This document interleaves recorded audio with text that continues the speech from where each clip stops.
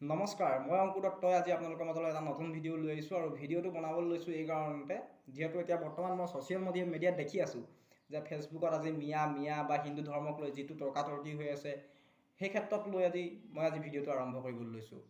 কিছু কথা মই জানিবৰ বাবেও ভিডিঅ'টো আপোনালোকৰ ওপৰত বনাইছোঁ যে যদি মই যিখিনি নাজানো সেই কথাখিনি নজনাখিনি আপোনালোকে মোক কমেণ্ট কৰি জনাই পিনি কথাটো অকণমান ক'ব। বলক এতিয়া ভিডিঅ'টো আৰম্ভ কৰোঁ। তাৰ আগতে আপোনালোকে যদি মোৰ ভিডিঅ'টো ভাল পায় চাই পিনি লাইক কৰিব, শ্বেয়াৰ কৰিব, কমেণ্ট কৰিব আৰু ছাবস্ক্ৰাইব কৰিবলৈ একেবাৰে নাপাহৰিব। মিয়া বুলি আজি আমি চিঞৰি থাকিলে হ'ব জানো? নহ'ব। বা আমি মিয়া বুলি চিঞৰি আজি আমাৰ অসমৰ পৰা আমি মিয়া খেদিব পটককৈ পাৰিম জানো? নোৱাৰিম। এক নম্বৰতে আমি চাব লাগিব সেই মিয়ানো কেনেকৈ আহিবলৈ পালে, আমাৰ অসমত কেনেকৈ সোমাবলৈ পায়। তাৰ কাৰণে আমি নিজে দায়বদ্ধতা হয়। আমাৰ দোষী আমি নিজেই, আৰু সেই ক্ষেত্ৰত আমি দায়বদ্ধতা আমি নিজে ল'ব লাগিব। আমি দোষী কিয়নো আজি যদি আমাৰ অসমত যিবোৰ কাম কাজ হৈ থাকে, বিভিন্ন কাম কাজ হৈ থাকে অসমত, আৰু সেই অসমৰ যিবোৰ আমাৰ নৱপ্ৰজন্ম আৰু ল'ৰাৰ পৰা আদি কৰি মহিলাকে আদি কৰি সকলোখিনি আজি আমাৰ অসমত কাম নকৰি বেলেগ এখন ৰাজ্যত কাম কৰিবলৈ গুচি যায়। আৰু তেনেস্থলত আমাৰ অসমৰ যিখিনি আপোনাৰ পকা মিস্ত্ৰীৰ কাম হওক, ক'ৰবাত ফিচাৰী খন্দা কাম হওক, ক'ৰবাত ৰোৱা তোলা কাম হওক, এনে ক্ষেত্ৰত ক'ৰবাত দোকানী কাম হওক বা কিবা বেলেগ এনেকুৱা ধৰণৰ যিবোৰ আমাৰ কৰিবলগীয়া কাম, সেই কামখিনি মিয়াই আহি আমাৰ সমাজত কৰিবলগীয়া হয়। আৰু তেওঁলোকে এটা 12জন 13জন এনেকৈ গ্ৰুপ বান্ধি আহে। প্ৰথমতে কি হয়, ক'ৰ পৰা আহে বেলেগ এখন দেশৰ পৰা আহে বা বেলেগ এখন ৰাজ্যৰ পৰা আহে, আহি লৈ আমাৰ অসমত থিতাপি লয়, লাহেকৈ কাম কৰে। কাম কৰাৰ পিছত তেওঁলোকে নিজাববীয়াকৈ ক'ৰবাত মাটি দখল কৰি বা ঘৰ বনাই, কিনি মানি লৈ পিনি ঘৰ বনায়, আৰু ঘৰ বনোৱাৰ লগে লগে তেওঁলোকে ইয়াতে অসমতে থাকি বসবাস কৰে। আৰু বসবাস কৰাৰ লগে লগে আমাৰ অসম চৰকাৰৰ পৰা তেওঁলোকে 5-6 বছৰ পিছত ভোটাধিকাৰী গ্ৰহণ কৰি অসমৰ বাসিন্দা হৈ পৰে, আৰু তেনেকৈ আমাৰ অসমত মিয়া সোমায়। গতিকে আমি যদি সেই কামবোৰ নিজে কৰিলোহেঁতেন তেতিয়া আমাৰ কি হ'লহেঁতেন, আমাৰ অসমত মিয়া প্ৰভাৱ নপৰিলেহেঁতেন। আজি চাওকচোন, আমি কামৰ এলাহত আমি নিজে কাম কৰিবলৈ এলাহ কৰাৰ লগে লগে আমি কি কৰোঁ, যদি ক'ৰবাত মিয়া দল এটা পাওঁ তেওঁলোকক কি কৰোঁ, আমাৰ ঘৰতে থাকি তোমালোকে আমাৰ ঘৰৰ কামখিনি কৰিবা, লগতে ওচৰ চুবুৰীয়া কাম কৰিবা, নহয়নে? কওঁনে? আজি আহকচোন লেপ তুলি অলা দুটামান, তেওঁলোকে আমাৰ অসমীয়াই পইচাৰ কাৰণে কি কয়, ৰুম এটা ভাড়ালৈ দি দিয়াৰ পাছত তেওঁলোকে কাম কৰিবলৈ সুবিধা পায়, লাষ্টত আমাৰ এই অসমতে থিতাপি লৈ লয়।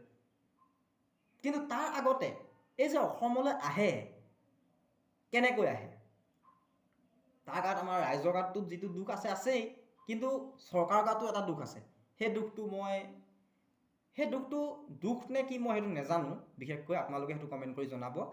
যে মোৰ যিটো চিন্তাধাৰাৰ পৰা মই এইটোৱে ক'ব বিচাৰিছোঁ যে আজি যদি আমি অসমৰ ওচৰ চুবুৰীয়া ৰাজ্যলৈ যাওঁ, যোৱাৰ লগে লগে কি হয়, তাত আমাৰ পাছ দৰকাৰ হয়। কিছুমান ৰাজ্যত নালাগে বাৰু, কিছুমান ৰাজ্যত আমি যদি যাওঁ, আমাৰ অসমত কিন্তু সেই পাছৰ সুবিধাটো নাই, নহয়নে?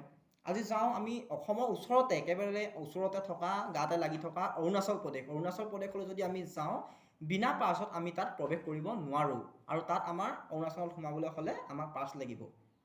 2 নম্বৰতে মণিপুৰ একেবাৰে আমাৰ ওচৰতে আছে। যদি আমি মণিপুৰলৈ যাওঁ, তাতো আমাৰ পাছ লাগিবই। যদি এই অসমতো সেই পাছৰ সুবিধাটো যদি আমাৰ অসম চৰকাৰে কৰি দিলেহেঁতেন, তেতিয়াহ'লে বাৰু আপোনালোকে কওকচোন, আমাৰ অসমত মিয়া বোলা বস্তুটো আহিবলৈ পালেহেঁতেন নে? নোৱাৰে। মই কিন্তু আপোনালোকৰ কোনো বিৰোধিতা বা কৰিবলৈ মই কোৱা নাই, বিৰোধিতা কৰি মই এইটো কথা কোৱা নাই। মই অকল চৰকাৰক এইটো কথাই ক'বলৈ বিচাৰিছোঁ, ইয়াত কোনো বিজেপি বা কংগ্ৰেছক লৈ মই এই কথাটো কোৱা নাই।